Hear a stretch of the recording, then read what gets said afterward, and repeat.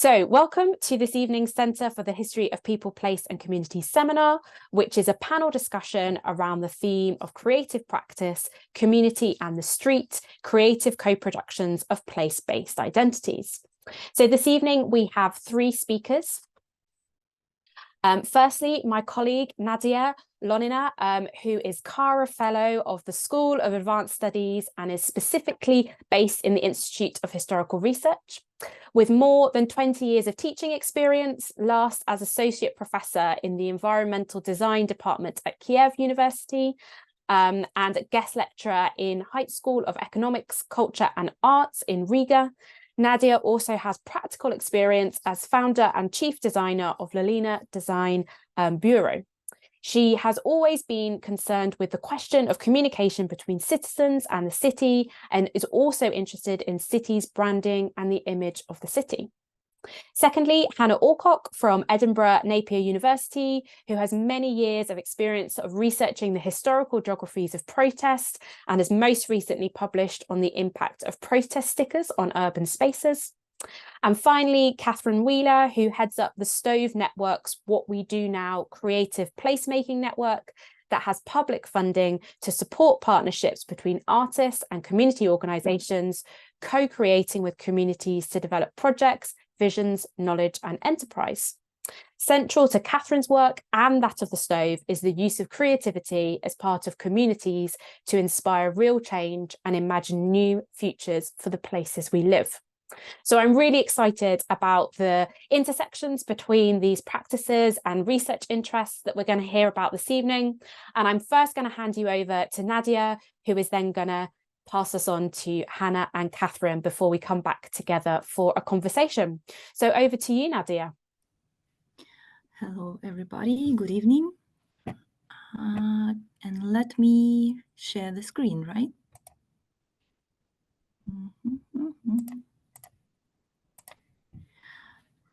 So,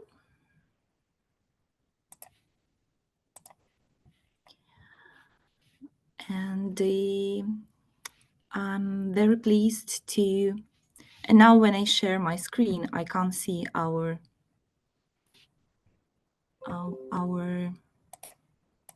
window with the Zoom conference, but I think that's okay, right?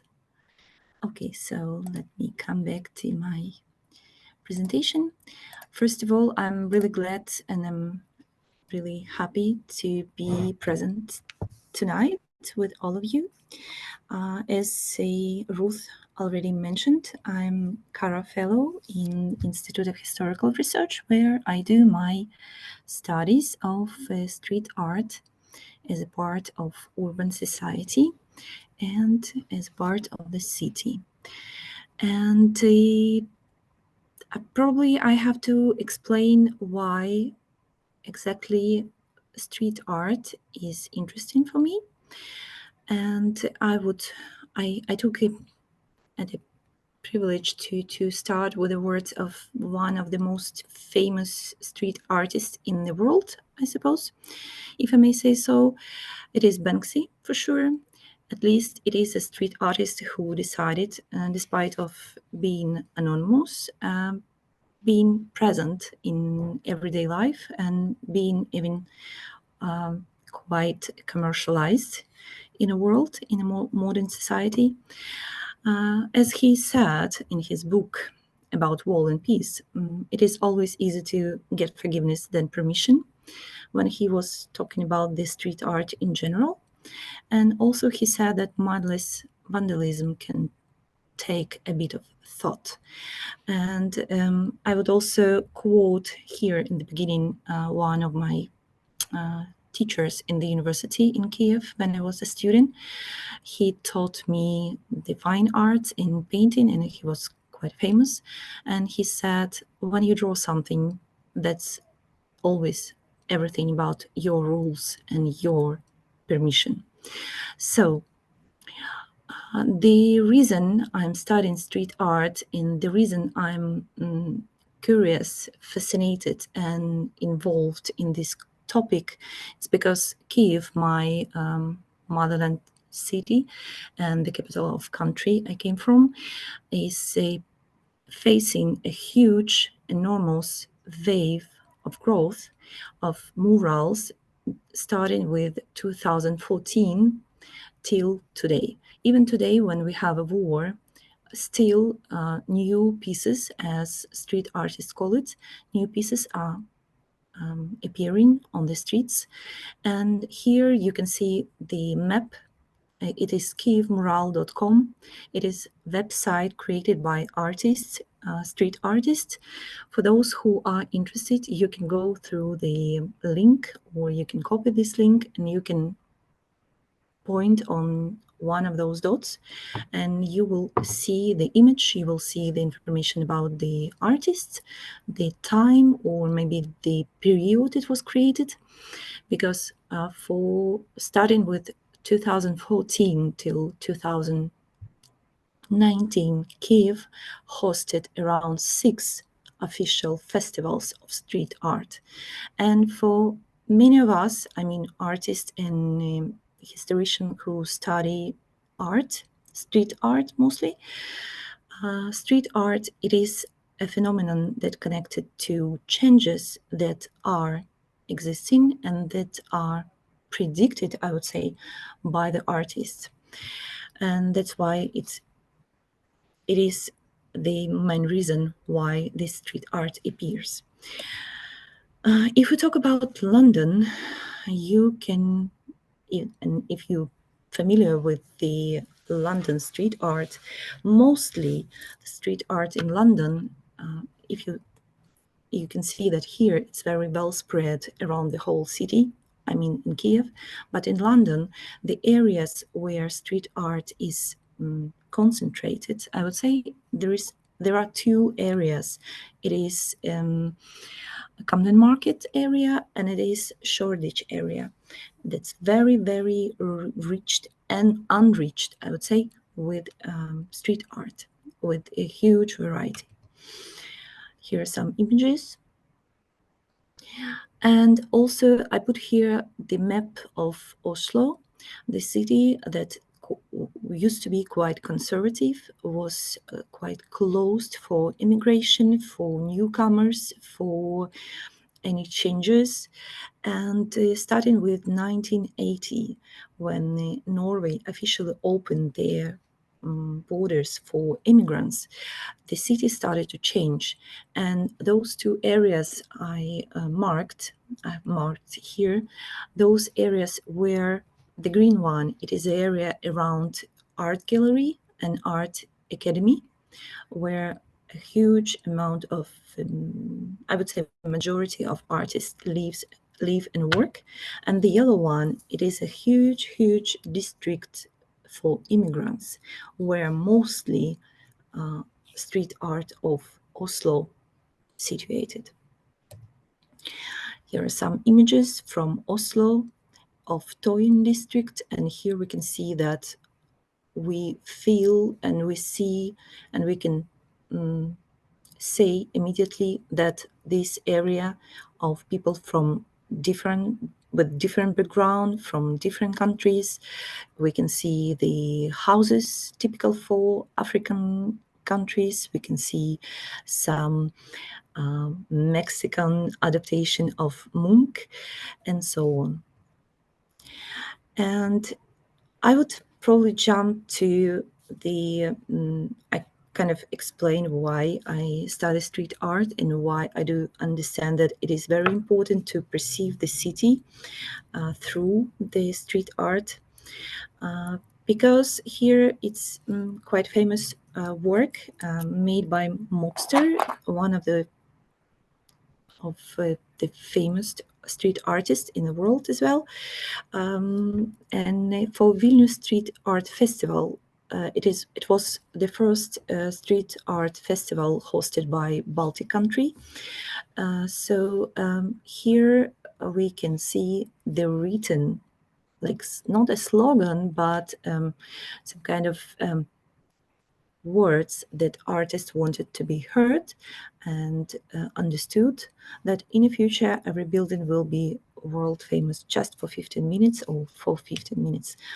And here I'm going to be jump into the question what street art is created for and why it is important to listen and to hear what street artists are trying to say. Because there is always a hope. There is always a hope to be understood, to be heard, to be perceived, to share the emotion artist, street artist or fine artist has inside. And here I put this image because probably it's the most famous image of street art in the world. You can correct me if you want, but it is the Balloon Girl, created 2002 by Banksy. This picture, the most, this street art, the most reproduced into printing works and into commercialized image of street art in the world right now. It even was reprinted on a paper and shredded after it was sold for $2 million, because the street art should be connected to surrounding and it should be perceived where it is created. It is also the words of the author, even though nobody knows who is the Banksy. Street art quite often, maybe not quite often, but mostly it is the political and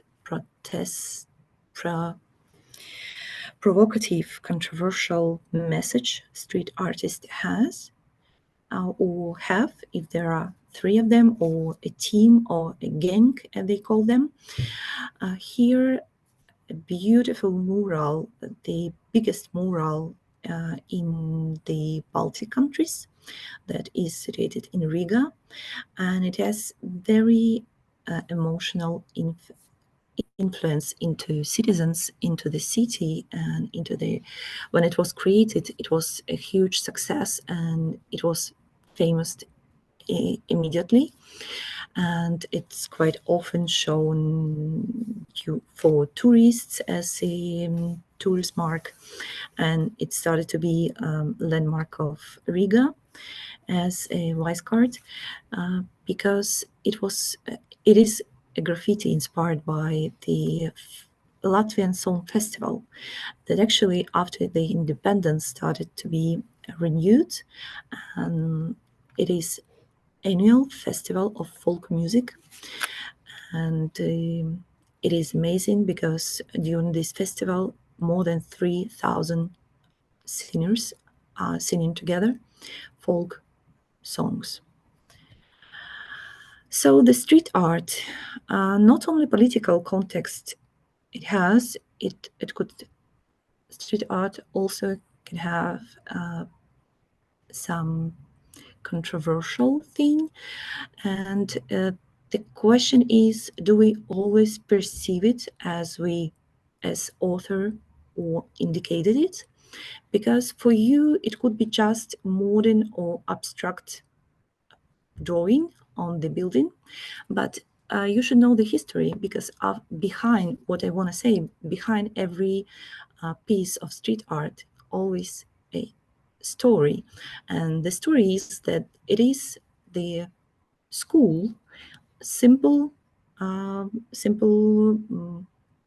school for kids, and this mural has the words, the phrase that said that art needs space.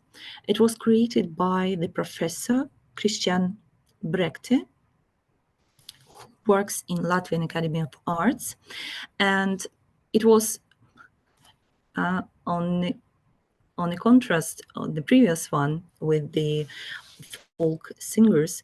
This one created a huge resonance in public, and it was immediately protested by fathers and mothers of the kids who've been studying this school. You can see the reaction of art students who saw their professor doing this sketch. But it still exists, and Latvian people and region, people from Riga, they actually love this piece because this school was called as most conservative school in Riga, and it is a kind of controversial theme in it. So the street art, provocative, political, social. I will just move a bit to this picture because it isn't the street art piece that created on a wall. It is a banner, so it's a temporal element. But behind this temporal art object, we also can hear some story, and I have to explain what those buildings are, because here we are coming to the most important question, that the street art is very much connected to surrounding, and it's influenced by this surrounding, and it's incorporated to this surrounding, and it should be perceived through the surrounding. So we have those two buildings here on the right picture. So the right one, the corner, it is a Russian embassy in Riga, and the left one, it is a museum of medicine, and quite often they exhibit elements of skeletons.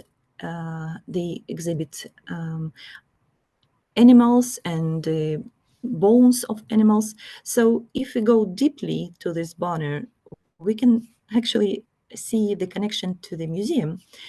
But of course, behind that, the story that museum was showing support to my country, and this banner is actually facing the windows of ambassador of Russian Federation in Riga, showing the reaction of the city in general, not only of museum.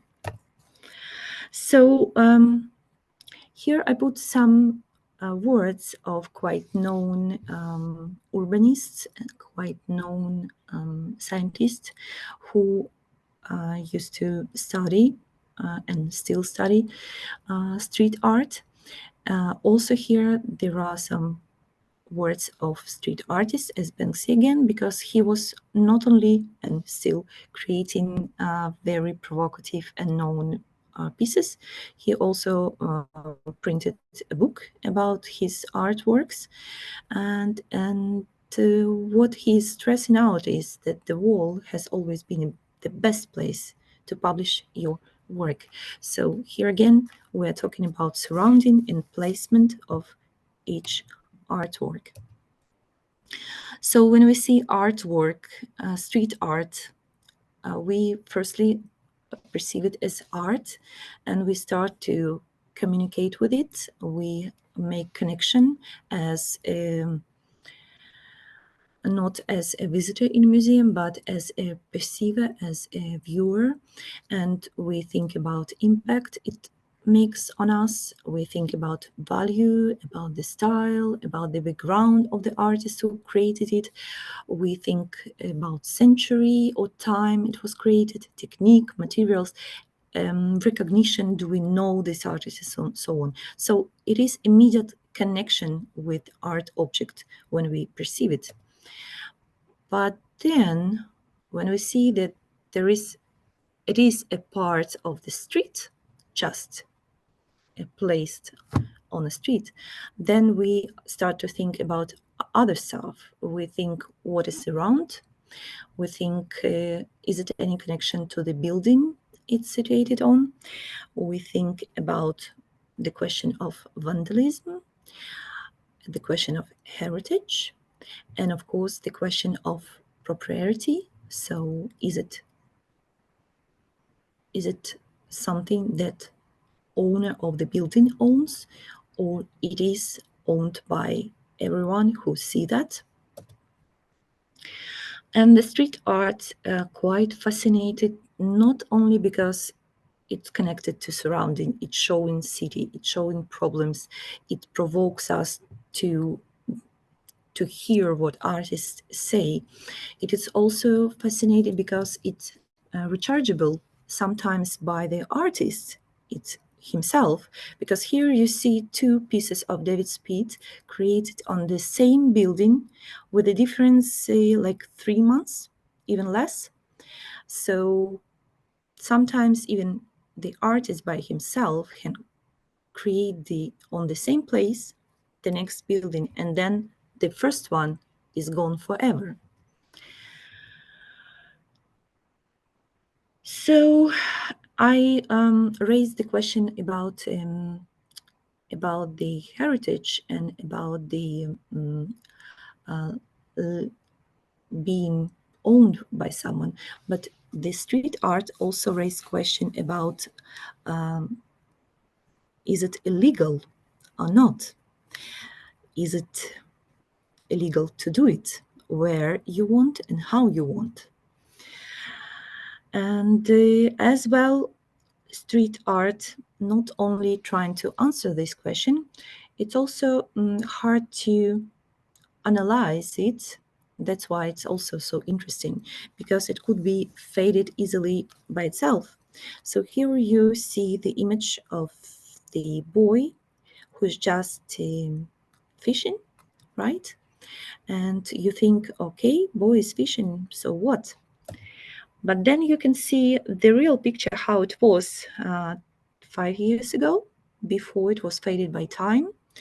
And then probably you also can recognize the place if you're local from London. So then in the beginning, you can see that it is London. It was created by Banksy. It is quite famous. It raised the question of social problems such as drug addiction between kids. Then it raised the question, we save it, we maintain it, we keep it under the glass, as sometimes the municipal workers do with the works of Banksy, at least in Bristol. And also we think about value as well. Is it valuable or not?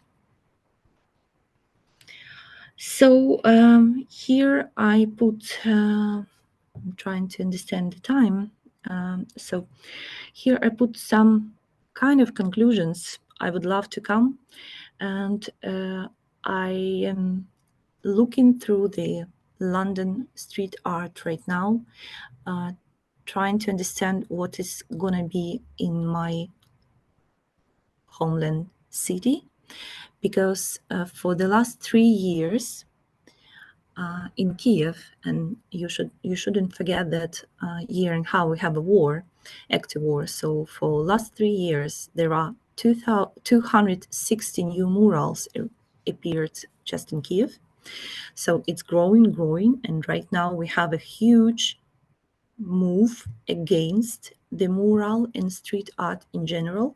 And I'm looking forward to meet with some activists when I will be in Kiev next time, to talk with them why and what they are doing to stop this enormous growth of street arts that appears. And here are some cognitive values that I can see in urban space through the street art as a result. And as well, one more question. When we see street art or some kind of painted or drawing element outside, should we see something ugly, or should we see something historically valued as the oldest sculpture in the world? As well, through the many urban sociologists I was looking through and reading, I do understand that the city is still the arena of men, of modern men, to struggle with problems and to express himself. And as well, what I'm thinking mostly when I go through the visual street art, when I see these changes in it, when I see the growth, or when I see how it's just cleaned up or washed wiped up by the workers outside. I'm thinking, could it be any kind of better future of street art? Could it go in a different direction, completely different direction, into something our cities are really struggling with, such as oxygen or lack of green spaces?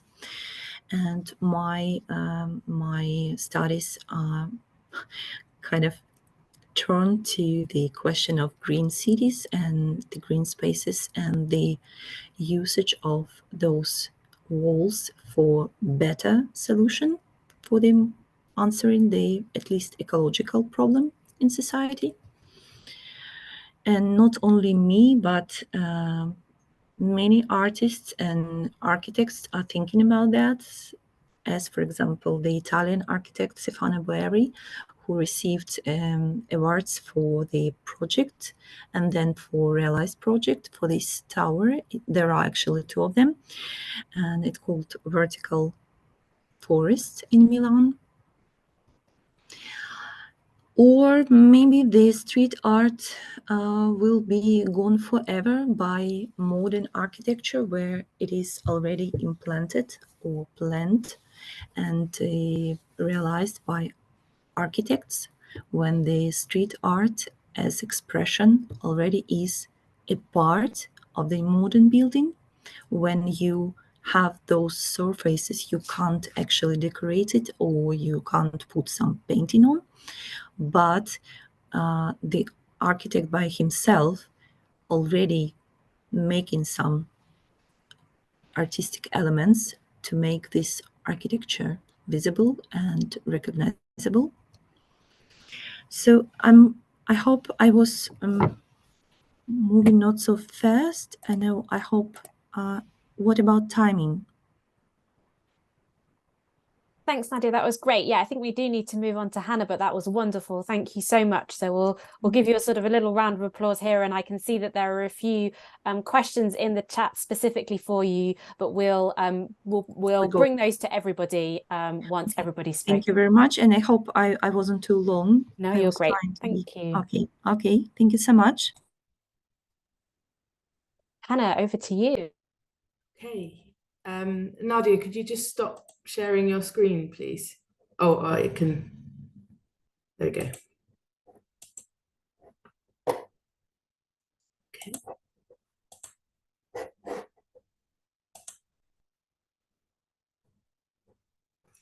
Okay. So hello, everyone. My name is Hannah. I am now working as an academic skills advisor at Edinburgh Napier University. But my background is in historical and political geography. And most recently, I've been working with political stickers. So that's what I'm going to be talking about today. And I've already noticed loads of parallels between my work and Nadia's, so that's really exciting.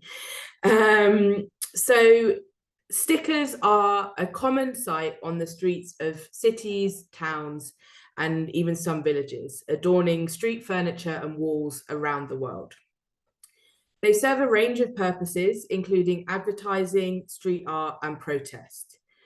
I have been photographing political stickers wherever I go since 2014, and I now have an archive of more than 10,000 images from around the global north. In this talk, I will explore the ways in which political stickers are used to co-produce places, and then turn to an example where place-based histories and stickers interact in a range of interesting ways. I will start, however, with a quick introduction to political stickers. So, ranging from the hand-drawn to the professionally printed, political stickers are used to express dissenting opinions from across the political spectrum and on a whole range of topics, including electoral politics, immigration, animal rights, gender and sexuality, COVID and healthcare, workers' rights, and anarchism. They are easy and cheap to produce and distribute, but they are ephemeral. They can be removed and defaced by human hands or the weather, and there is no guarantee how long they will remain in place. They sit on the borders of legality, which admittedly limits their accessibility, and they tend to be used to express radical political opinions on both the right and the left. Political stickers are at the cutting edge of public opinion, reflecting what is important to people at a particular moment in time, rapidly reacting to current events and debates. So, for example, the recent conflict in Gaza has seen a spike of pro-Palestine stickers on the streets. Political stickers are a relatively democratic way of participating in public debates. Having a voice in public debates, such as how best to respond to the threat of COVID-19, is usually reserved for those deemed worthy of media coverage or who can afford advertising. Stickers do not require any specialist equipment and are quick and easy to put up, so the chances of getting caught by authorities or political opponents are slim. As such, they are an inexpensive and low-risk method of declaring your presence and expressing an opinion or demand in public space, which expands the ability to participate in public debates far beyond that privileged minority. In this way, political stickers reinforce arguments about the significant role of public space in the functioning of democratic societies, as they provide a platform for ordinary people to have a say. In particular, political stickers allow minority and marginalized groups to declare their presence and take up space. For some people, just being present and visible in public space can be an unpleasant and even dangerous experience. Various factors conspire to make them feel like they do not belong in that space, that they do not have a right to be seen or heard. Stickers are a rejection of that exclusion, a declaration that a particular group or opinion exists. So, for example, this sticker expresses the existence and presence of trans people, a fact that is increasingly being challenged in political and public discourse. In this way, people use political stickers to co-produce public spaces by asserting the right to be in those spaces. Stickers are also used to co-produce place-based identities. By putting a sticker up in a place, you are associating that place with the message of the sticker. The fact that they are cheap and easy to produce means that a single activist can plaster an area, giving the appearance that a view is widely held. Sometimes the design of a sticker attempts to reinforce the association between a particular place and a political view. So, for example, this sticker utilizes a silhouette of the Edinburgh skyline to assert that the city is a trans-friendly place. By connecting this message to some of the city's most recognizable landmarks, the sticker is attempting to tie the qualities of acceptance and tolerance to those intrinsic factors that make Edinburgh, Edinburgh. Stickers are not left uncontested once they are up in public space. Often they are simply removed completely, but sometimes they are partially removed, edited, and replaced to become what I call palimpsests of conflict. This palimpsest, for example, developed over just 3 days in October 2021.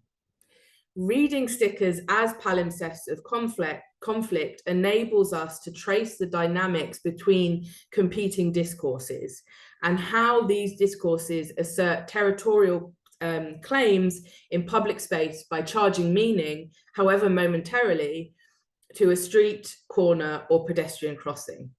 In other words, palimpsests of conflict allow us to explore how places and their associated identities are co-produced. I will now turn to the interactions between political stickers and place-based histories using the Battle of Cable Street as a case study. The Battle of Cable Street is perhaps the best known protest in British history, and it holds a special place in the heart of contemporary British activists, anti-fascists in particular. The Battle of Cable Street was a clash between the Metropolitan Police and anti-fascist and Jewish protesters when the anti-Semitic British Union of Fascists, or the BUF, tried to march through the East End of London on the 4th of October, 1936. It has been celebrated by anti-fascists since the 1980s as an overwhelming victory over fascism and xenophobia. This is not strictly true, but I argue that it is more interesting to consider how the myth of the Battle of Cable Street has been constructed and used than how accurate it is. The battle is commemorated by a large mural that Nadiia should definitely go and see if she hasn't already, on the side of St. George's Town Hall in Cable Street. The mural was completed in the early 1980s, and it was a very contested process at the time. And anniversary marches to celebrate the battle finish at the mural. There are two main ways that political stickers interact with the memory of the Battle of Cable Street. The first is the large number of stickers, particularly those relating to anti-fascism, which are put up in Cable Street, especially in the vicinity of the mural itself. This sticker has an extra relevance because the Daily Mail strongly supported the British Union of Fascists until 1934. You could argue that not much has changed in the intervening years. I mentioned earlier that stickers are a way of claiming territory, of publicly announcing your presence in a space. In this way, then, the anti-fascist stickers near the mural and elsewhere in Cable Street can be interpreted as a way of staking an anti-fascist claim on the space and also the memory of the battle. This sticker in particular is overtly territorial, declaring the area, in this case Cable Street, to be an anti-fascist zone, in a similar manner to neighbourhood watch signs. It makes this claim over public space with confidence and authority. This sticker also links back to the interaction between stickers and place-based identities by claiming Cable Street to be a working class area. Although the area was predominantly working class in the 1930s, it's more complicated now. Nevertheless, the sticker is presenting an image of the area that connects Cable Street to both anti-fascist and working class identities. The second way that political stickers connect to the memory of the Battle of Cable Street is by referring directly to the battle. I found this sticker on Cable Street itself, and the picture features the barricades that were built in Cable Street to prevent the BUF from marching through. Partially obscured by demonstrators is the slogan, "They shall not pass," which is translated from the Spanish "No pasarán," which was the slogan of the Republicans fighting in the Spanish Civil War. The sticker also features two logos.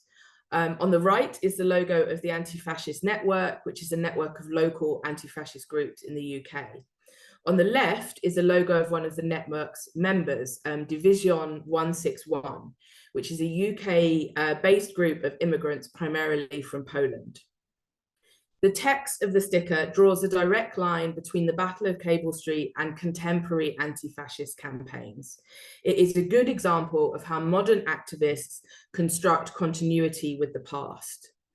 The sticker fits into a subgenre of anti-fascist stickers that refer to historical events through both text and images, including the Spanish Civil War in 1936, the Warsaw Uprising in 1944, the Holocaust, and the Battle of Lewisham in 1997, in which violent clashes occurred as demonstrators attempted to prevent the National Front from marching through southeast London from New Cross to Lewisham, in a clear echo of the Battle of Cable Street.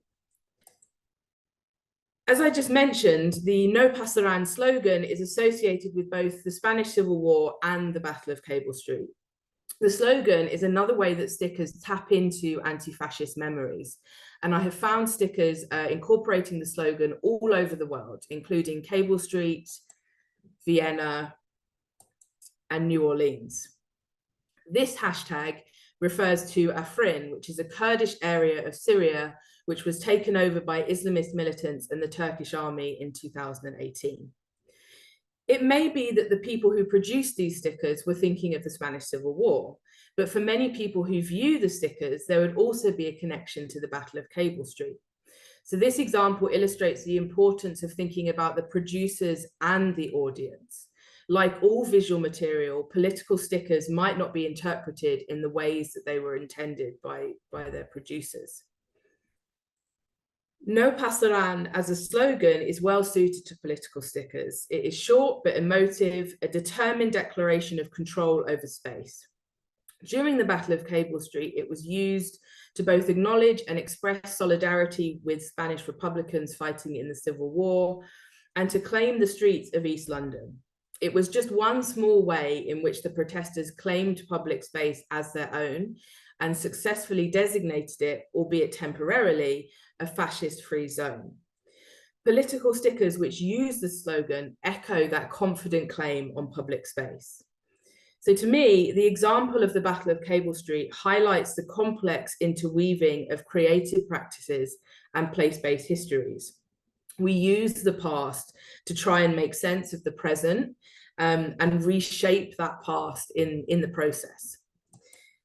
So to conclude, I argue that the creative practice of producing, distributing, and putting up stickers both utilizes and contributes to place-based identities and histories. The designs of stickers and where they are placed in public spaces draw on particular narratives about places and the people that inhabit them. In turn, stickers' placement in public spaces and how people interact with them once they are up are examples of the informal, ad hoc, and contested processes through which place-based identities and histories are constructed. I use this image as an acknowledgement that stickers are just one of the many factors that influence the processes that I use stickers to study. But hopefully through this talk, I have demonstrated that they deserve much more attention than they currently get. They may be small, but they are mighty. Thank you very much for listening. Thank you so much, Hannah. That's absolutely fascinating. And as you say, we can already see many links between what you were talking about and what Nadiia shared with us. And Katie, thank you for your question. We will keep that until the end. Katherine, over to you. Hi, thanks. I just did a quick room swap. Right, it's really great to be here. Let me just make sure I've got everything on the right screen.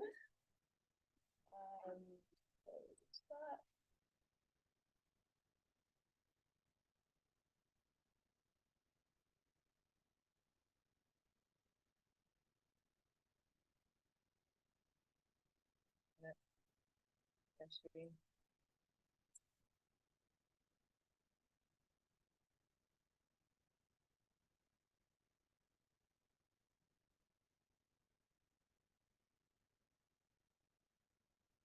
Okay, can you all see that okay? We can't see your slides. They've just gone off the side of the screen at the moment. Oh, there they are. Sorry, let me make sure I'm sharing the right thing then. It's okay. Take your time. Share the PowerPoint. So I shared my desktop on the thing. Okay, how's that? Yep, that's great. You are a little bit quiet, but I think if you speak up, that's fine. Okay, I can speak up. Great. Right, play from slide, start. So does that mean, can you see the presenter view or can you see just the... Yeah, we can see the presenter view at the moment.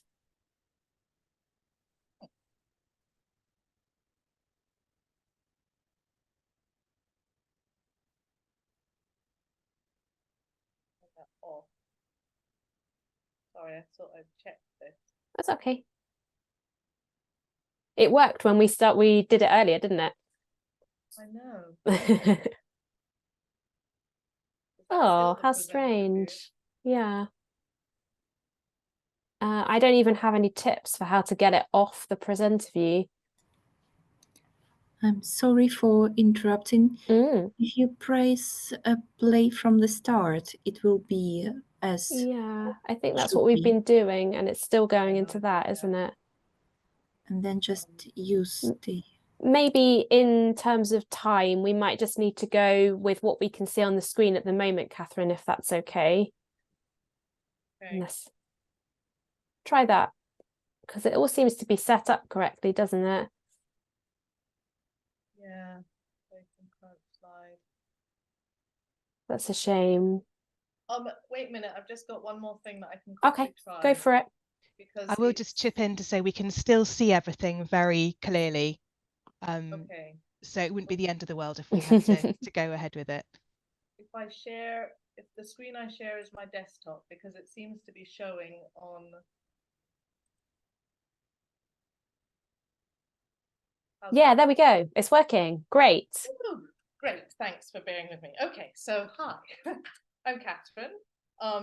I'm here from the Stove Network. I'm part of the core team that runs a community arts and membership organisation in the High Street of Dumfries in southwest Scotland.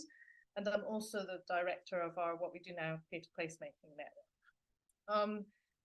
And I suppose my background individually is as a community and social practice artist.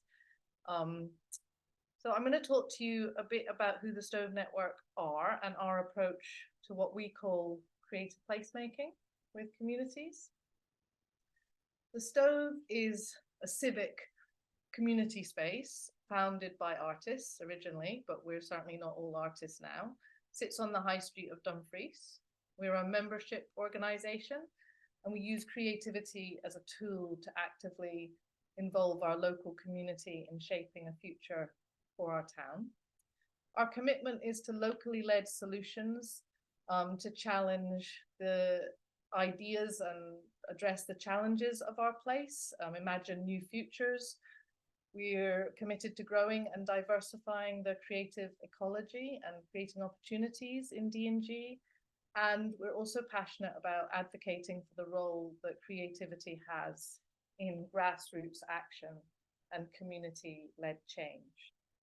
I think one of our real core beliefs is that art and culture, in the broadest sense, is not just for an arts audience, but for everyone in our community, and a vital part of how you gather around issues. And I see ourselves as operating in the messy areas of co-development and grassroots structures of decision-making, where community, art and culture bump up against place development, regeneration, health, well-being, economic development. So to put our work in the context of our place, Dumfries is the biggest town in Dumfries and Galloway, with a population of 40,000, around 40,000, and the region itself is about 80 miles long. We have challenges of an aging population, actually one of the fastest in Scotland, lower than average employment levels, and we lose a lot of our young people to the larger cultural centres of Glasgow and Carlisle. And our town centre itself is actually in the top 10% of Scotland's multiple index of deprivation. And the Stove started back in 2011 as a response to this. A group of local artists came together and they wanted to explore what is the purpose of a 21st century, of a market town in the 21st century through creative action. So jump forward, it's not 10 years now, it's 12. We run a programme of regular activity from a 3-storey building on the High Street, alongside larger responsive and strategic projects. The Stove Cafe sits at the heart of our work of what we now call the community venue, and plays a significant role in building relationships and trust within our community. So 80% of the programming that's put on in the Stove building is now delivered directly through a project called Open House, where we invite community groups to come and put forward their ideas, and we support them, whether that's a town meeting, constituting as a group, putting on programs. And there are various groups that have grown out of that, like a repair shop, a conservation group called Myth Life, queer club, bread making group called Dolicious. We are also the coordinating hub for a new creative placemaking network for Dumfries and Galloway. And that really grew out of our ambition to go, how are other people doing this type of work? It doesn't look like ours, but it looks like something else. What's the role of creativity in that? And how can we make sure that that is really supported when we're talking about growing sustainable communities. And it was particularly in the wake of a new development agency that was being set up for the south of Scotland, where we wanted to go, how are you going to consider this sort of grassroots creative work? How are you going to support that? Collectively, our aim in the network is to work regionally, to grow and initiate creative placemaking work between artists, communities, and other partners, to share and continue to develop our understanding and expertise. And I say ours as in a network of community organizations and creative practitioners, to grow our expertise and to, in this community embedded approach to place development, and get greater support for that locally, regionally, and at a national level. So 2 project examples that I wanted to just sort of point to that have been piloted within the What We Do Now network is this one in Stranraer. Artist Hope London and Rory Laycock worked with a community organisation, Stranraer Millennium Centre, and created a town colouring book to have a conversation with local people about what they would like to see done with their disused buildings and spaces. Meanwhile, the Stoves also supported the establishment of an unexpected garden. This was part of Scotland's response to the sort of Festival of Britain type work. It was the Dandelion projects, and we were able to work with partners in Stranraer to create this unexpected garden on the waterfront, which is now a community food growing project and event space. And actually, there's a permanent position there for a local person to look after that. So this combined activity in Stranraer was part of, not in any means all, but part of laying the groundwork of community engagement in Stranraer that helped to bring some groups together and who were previously maybe working in silos, together with the local authority, to have a bit more joined up conversations about the next steps within their local community. And for people who don't know the story of Stranraer, it struggled a lot since the ferries moved from Stranraer Harbour a couple of miles north to Cairnryan, going over to Ireland. So this activity coincides with major redevelopment commitments in Stranraer, about 12 million to support the development of the harbour, and also the George Hotel, which is an old dilapidated hotel which Hope has here in the colouring book. Creative engagement is now seen as a vital player in the work going forward, and we are supporting the setup of a small creative placemaking organisation called Creative Stranraer, who can take on commissioned work locally and engage as part of the redevelopment work. So for us, it's very important about how you grow the skills in a place to take work forward. Another project that I wanted to share is Northwest Dumfries, working with Lift, Lochsiders families together. Artists Alice, Rosie and Andy started to explore the need for a new cultural space of activity in Lochside. And Lochside is a housing estate in Northwest Dumfries with one of the highest index of multiple deprivation in the region, and in fact in Scotland for some particular streets. They don't like to identify as that. They, have so much more going on in their community, and that's actually part of what started Lift in the first place. So the community group Lift supported the artists Alice, Rosie and Andy through the What We Do Now pilot for the network to work with residents from their Dunlop Road flats, which is regarded by the local housing association as one of the least desirable accommodations that they own. Residents there are typically, have significant issues with disability, social anxiety, substance abuse sometimes. But through careful and patient community engagement,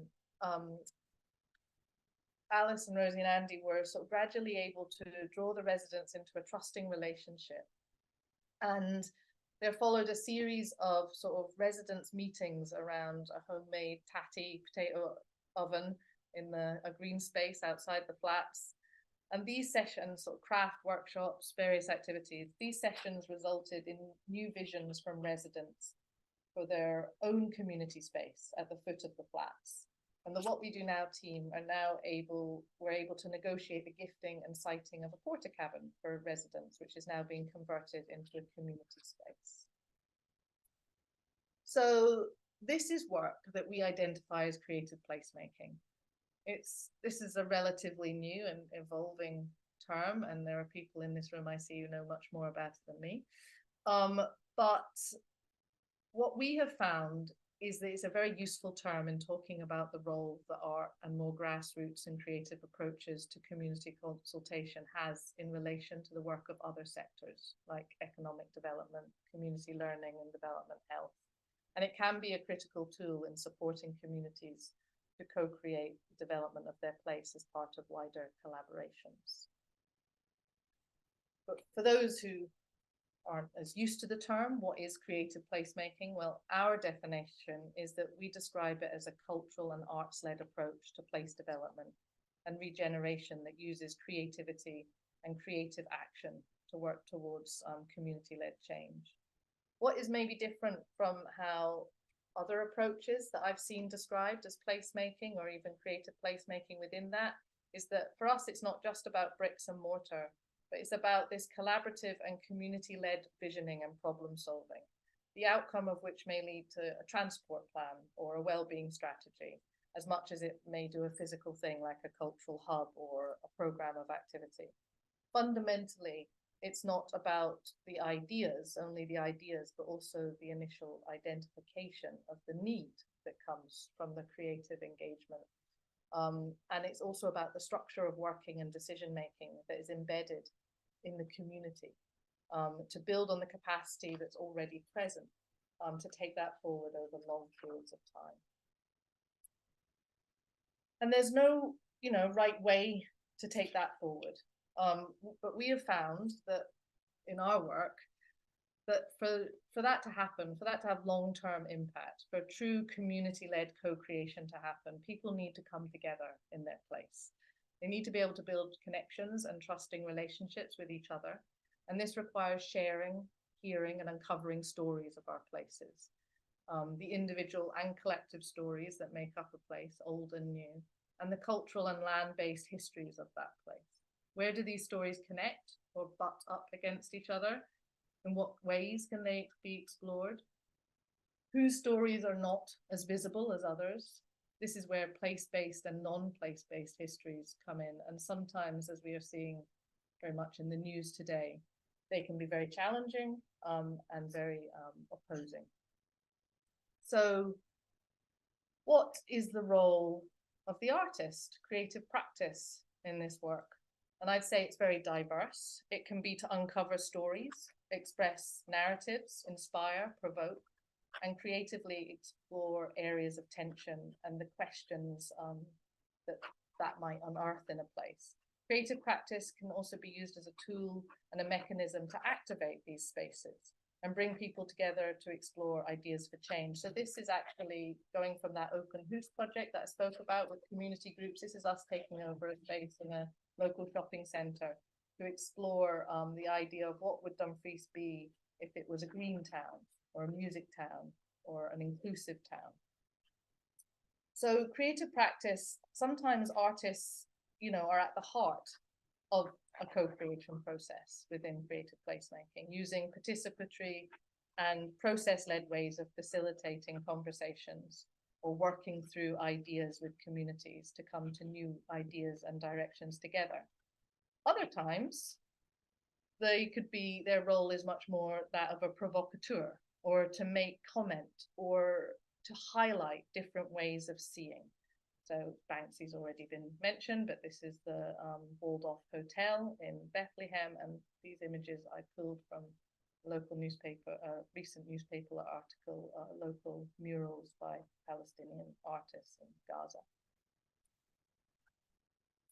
In a webinar series that I facilitated last year, I spoke to somebody, Adrian Sinclair of Union, the Northern School. He runs the Northern School for Creativity and Activism. And he described his role as an accompanist, someone who creates the conditions from which ideas and work can then grow, but isn't at the forefront of the work himself. And I found there are many different and vital roles that arts workers can play in creative placemaking work.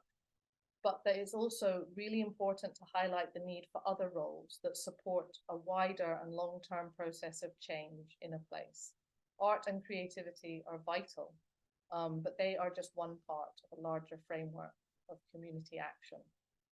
So finally, just to finish by saying that I suppose I would say that that wider framework requires people rooted within a community, spaces and places to work from, people from other sectors to collaborate with, and those committed to driving work forward over long periods of time through open and inclusive processes of engagement, review, and partnership working.